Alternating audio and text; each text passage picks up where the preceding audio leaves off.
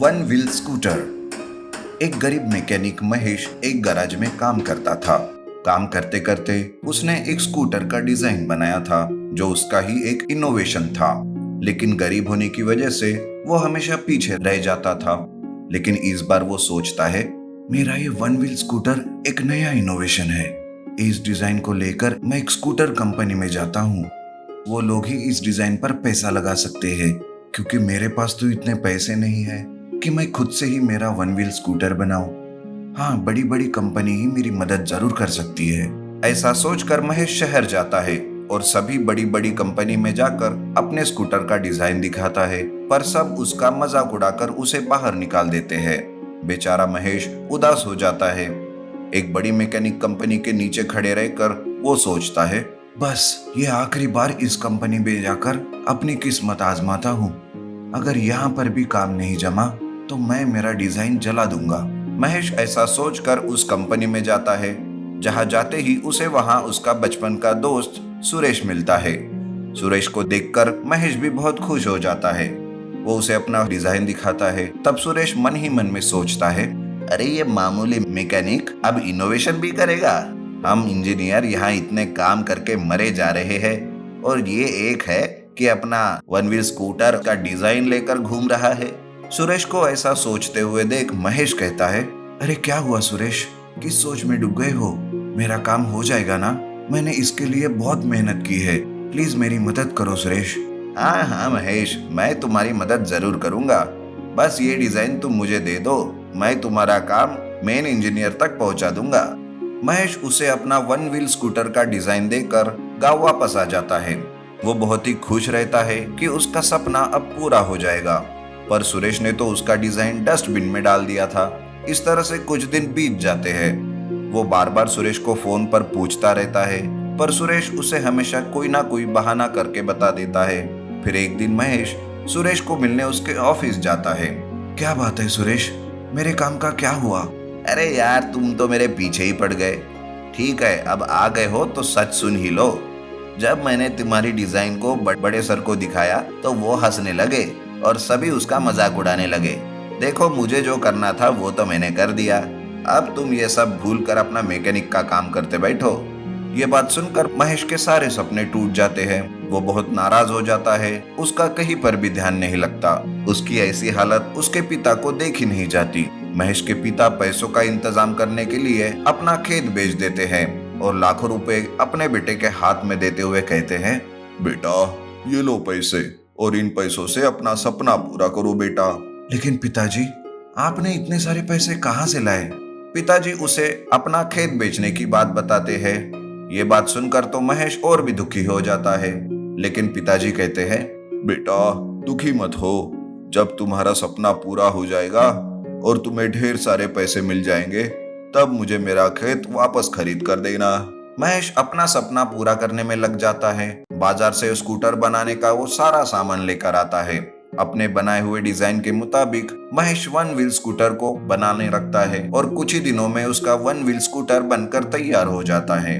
Mahesh one wheel scooter को गांव में घुमाने लगता है। उसे देखकर सारे गांव वाले बहुत चकित हो जाते हैं। गांव का ही एक लड़का महेश का वन व्हील स्कूटर पर घूमने का वीडियो अपने फोन से निकालता है और उसे सोशल मीडिया पर अपलोड कर देता है। उस वीडियो को सारे लोग अपने फोन में देखते हैं और महेश का वो वीडियो बहुत फेमस हो जाता है, जिसे देखकर मिस्टर कपूर महेश से मिलने आते हैं और वो कहते हैं, महेश, हमें तुम्हारा ये आइडिया, तुम्हारा ये नया इनोवेशन बहुत ही पसंद आया है। हम तुम्हारे साथ एक डील करना चाहते हैं। क्या तुम हमारे साथ काम करना पसंद करोगे? महेश को कपूर उसके कंपनी में पार्टनर बनाता है और उसे वन व्हील स्कूटर बनाने का ऑर्डर देता है। महेश एक वीडियो से बहुत फेमस हो जाता है। उसके वन व्हील स्कूटर की चर्चा गांव गांव और शहर शहर होने लगती है। ऐसे में एक दिन कपूर उसे अपने कंपनी में लेकर जाता है। वो वही कंपनी रहती है जहां सुरेश भी काम करता था। कपूर सभी को बुलाकर कहता है, सुनो, हमारे लिए एक बहुत ही बड़ी बात है कि मिस्टर महेश हमारे साथ काम करेंगे, या ये कहो कि हम उनके साथ काम करेंगे। आज से ये भी आपके मालिक है। महेश जो कुछ कहता है वो आप सभी को मानना पड़ेगा। ये सब देखकर और सुनकर सुरेश के तो होश ही उड़ जाते हैं। उसे अपने किए पर पछतावा होता है। और वो महेश से माफी मांगता है। वो मन ही मन में सोचता है, अरे काश उस दिन मैंने ही वो डिजाइन सर को दिखाया होता तो आज मैं महेश की जगह होता। कुछ ही दिनों में महेश बहुत बड़ा आदमी बन जाता है और जो खेत उसके पिता ने बेचा था उसे वापस खरीद कर वो पिताजी को दे देता है। Flying car. जोधपुर नाम के शहर में रोशन नाम का एक इंजीनियर रहता था, पर वो कोई नौकरी करने के बजाय खुद की ही एक कंपनी शुरू करना चाहता था। वो खुद का एक इनोवेशन बनाना चाहता था। एक बार उसके पापा उसे कहते हैं, अरे रोशन, कितने दिनों से ऐसे खाली बैठा है तू, कोई नौकरी क्यों नहीं ढूंढ लेता? पापा, मुझे नौकरी नहीं करनी, मैं तो खुद की एक कंपनी शुरू करूंगा। बेटा, ऐसे सपने पूरे करने के लिए कोशिश भी तो करनी पड़ती है, और तुम हो कि बस घर में बैठे रहते हो। ऐसे सपने थोड़ी ही पूरे होंगे तुम्हारे। पापा, मैं उसके लिए कोशिश कर रहा हूँ, आप देखना एक दिन मैं जरूर कामयाब हो जाऊंगा। रोशन सोचने लगता है कि आखिरकार ऐसा क्या इनोवेशन किया जाए जिससे उसका नाम हो। तभी उसकी नजर न्यूज़पेपर में पड़ती है। एक एडवर्टाइजमेंट देखता है। वो कहता है, जो कोई नई कार बनाएगा उसे 50 लाख का इनाम मिलेगा। अरे वाह, मिल गया आइडिया। अब मैं एक ऐसी कार बनाऊंगा जो किसी ने आज तक नहीं बनाई हो। ये इनाम तो मैं पक्का जीतूंगा और आए हुए पैसों से अपनी खुद की कंपनी शुरू करूंगा। रोशन एक फ्लाइंग कार बनाने का सोचता है। वो अपने ही घर में एक शेड बनाता है जहां पर वो फ्लाइंग कार बनाने का काम शुरू करता है। दिन रात मेहनत करके वो एक फ्लाइंग कार बना ही लेता है। अब बस उसका टेस्ट करना बाकी था, इसलिए वो अपने पापा और मम्मी को बुलाता है और कहता है, माँ, पापा, मेरी फ्लाइंग कार तैयार हो गई है। चलिए मैं आप सबको इस फ्लाइंग कार से आसमान की सैर करवाता हूँ। क्या कहा बेटा? भला एक कार से हम कैसे उड़ सकते हैं? ये तो सच में अलग ही बात हो गई ना। मुझे तो बहुत एक्साइटमेंट हो रही है। फिर भी चलो बेटे की कार से सैर कर ही लेते हैं। सभी लोग बड़ी ही खुशी खुशी से कार में बैठ जाते हैं। रोशन फ्लाइंग कार को स्टार्ट करता है। कार शुरू हो जाती है, पर रोशन जब कार को फ्लाइंग मोड पर डालता है तब वो कार उड़ने के बजाय वहीं पर गोल गोल घूमने लगती है, जिस वजह से माँ पापा को चक्कर आने लगते हैं। माँ कहती है, अरे बेटा, तुम हम दोनों को क्या मारना चाहता है? रोक दो इस कार को। रोशन कार को रोक लेता है। कार से बाहर निकलने के बाद पापा कहते हैं, बेटा, अब ऐसे इनोवेशन करना बंद ही कर दे और कोई नौकरी ढूंढ ले। ये सब देख के रोशन बहुत ही नाराज हो जाता है, पर वो हार नहीं मानता। अरे मैंने तो फ्लाइंग कार के फीचर्स को अच्छे से चेक करके डाला था, फिर न जाने मेरी फ्लाइंग कार उड़ी क्यों नहीं, लेकिन मैं इस तरह से हार नहीं मानने वाला। ऐसा सोचकर रोशन फिर से अपना काम शुरू करता है। दरअसल रोशन का एक सुंदर नाम का दोस्त रहता है। जब उसे रोशन की फ्लाइंग कार के बारे में पता चलता है तब वो रोशन का ये आइडिया फ्लॉप करने की सोचता है। रोशन की खुद की कंपनी शुरू करने का सपना तो मैं कभी पूरा नहीं होने दूंगा, मुझे कुछ ना कुछ तो करना ही पड़ेगा।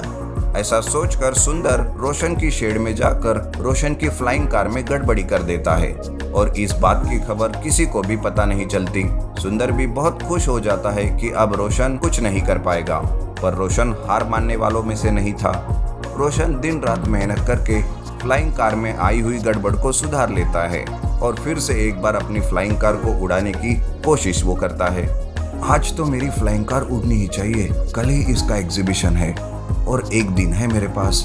अगर आज मुझे सक्सेस नहीं मिला तो मेरा सपना कभी पूरा नहीं हो पाएगा। रोशन कार को स्टार्ट करके कार को फ्लाइंग मोड में डालता है। तब देखते ही देखते उसकी कार हवा में उड़ने लगती है। वो बहुत खुश हो जाता है। रोशन की फ्लाइंग कार को उड़ता हुआ देख सब लोग चकित हो जाते हैं। सुंदर भी ये सब देखता है और उसे बहुत गुस्सा आता है। रोशन के माँ पापा भी बहुत खुश हो जाते हैं और वो कहते हैं, आखिरकार तुमने कर ही दिखाया बेटा, अब तुम्हें कोई नहीं रोक सकता। हम दोनों का आशीर्वाद तुम्हारे साथ हमेशा रहेगा। रोशन दूसरे दिन एग्जीबिशन के लिए जाता है।